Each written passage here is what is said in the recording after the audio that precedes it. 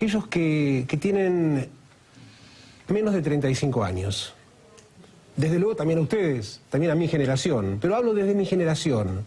Quiero decir, no me la contaron. No es un gran mérito. La viví como ciudadano, como periodista y también como militante, cosa que nunca oculté. Pero ver estas últimas 2 semanas, la puesta en escena que el gobierno ha hecho a propósito de la excusa, del pretexto de papel prensa, debo admitir que en algún punto me ha hecho hervir la sangre. La puse en la congeladora, en el freezer, la sangre, porque la sangre caliente para un periodista no sirve, y me propuse contestar algunas preguntas que me hacía yo mismo para compartirlas con ustedes. Porque el discurso de la presidenta hoy duró casi 70 minutos. Multiplicidad de nombres, de apellidos, de documentos, de menciones, de decretos. Esta historia, ¿la conocemos realmente? Déjenme llevarlos de la mano un poquito. Pero no para enseñarle nada a nadie, para recordar algunas cosas, ya que tanto se habla de la memoria. David Graeber, por ejemplo. David Graeber, un banquero que murió efectivamente en un accidente aéreo, como se sabe. Este era un hombre que trabajaba con pocos escrúpulos, vamos a decirlo negro sobre blanco. Canalizó la plata de los montoneros, que fue sacada al grupo Bunge y Born, como producto de un secuestro extorsivo, $60 millones. El documento público del Partido Montonero, que tiene fecha 26 de abril de 1977, dice: los montoneros contamos con grandes sumas de dinero. Ese no es un secreto para nadie. Esos fondos se originan en reparaciones económicas, miren ustedes el eufemismo, pagadas a nuestra organización y a través de ella al pueblo argentino. El principal, aunque no el único aporte que recibieron los fondos del Partido Montonero, fueron los $60 millones pagados por el monopolio internacional Bunge y Born. Ese dinero que Montoneros a punta de pistola le quita a Bunge y Born es financiado por David Graeber. Punto 1. Punto 2. Hoy veíamos en la televisión, al lado del expresidente Kirchner, a Osvaldo Papaleo. ¿Quién es Osvaldo Papaleo? Secretario de prensa del gobierno de Isabel Perón, en la época de la AAA, en la época de la estatización a punta de pistola de los canales, en la época de las persecuciones, en la época de las prohibiciones, en la época de las listas negras, cuando lo asesinan a Rodolfo Ortega Peña, al negro Atilio López, al profesor Silvio Frondizi, para citar apenas algunos de los 900 asesinados durante el gobierno de la AAA, quiero decir, perdón, de la señora Isabel Martínez de Perón. Que luego Papaleo estuvo en cárcel, es cierto, como estuvo también Menem. Mucha gente del peronismo pagó duramente el precio de ser peronista. Pero esto quiere decir que Papaleo hoy aparezca como el testimonio del progresismo. Es francamente bastante exasperante.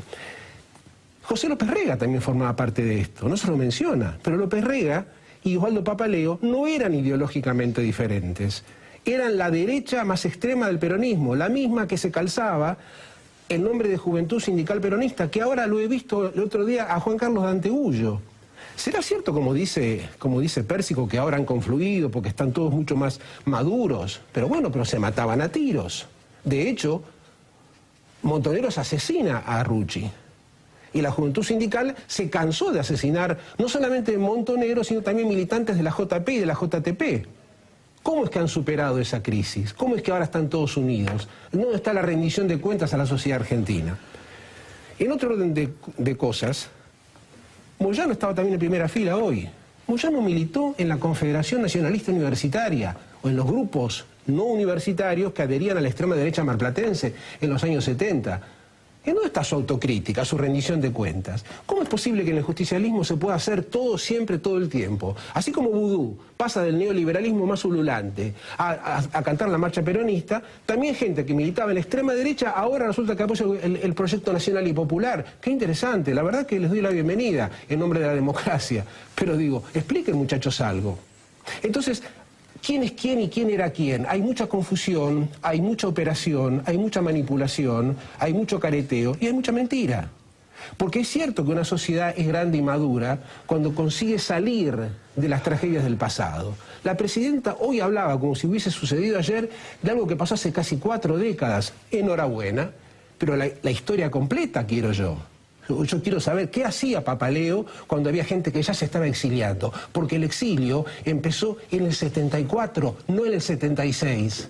No solamente por el caso mío, que es absolutamente irrelevante, sino de gente importantísima que hoy apoya al kirchnerismo y que se tuvieron que ir de la Argentina de Isabel, cuando Papaléu era secretario de prensa. Ahora es el ídolo, ahora es el paradigma de la profundización de la historia. Qué paradojas, ¿no? Hay que estudiar y hay que explicarle bien las cosas a la gente.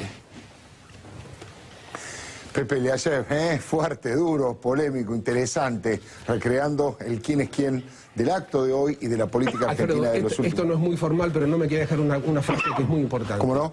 Nunca lo hago, pero si no me voy a sentir mal conmigo mismo. El partido montonero, y esto es clave, cuando informa de los 60 millones de dólares de Bungiborn, menciona como uno de los enemigos de la Argentina al sionismo de Jacobo Timerman.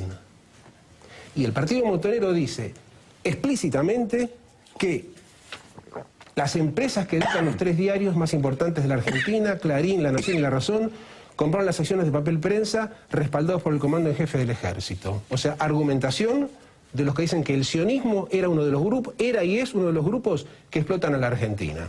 Esta para Héctor Timerman, que lo ve por televisión. Bueno, interesante, ¿eh?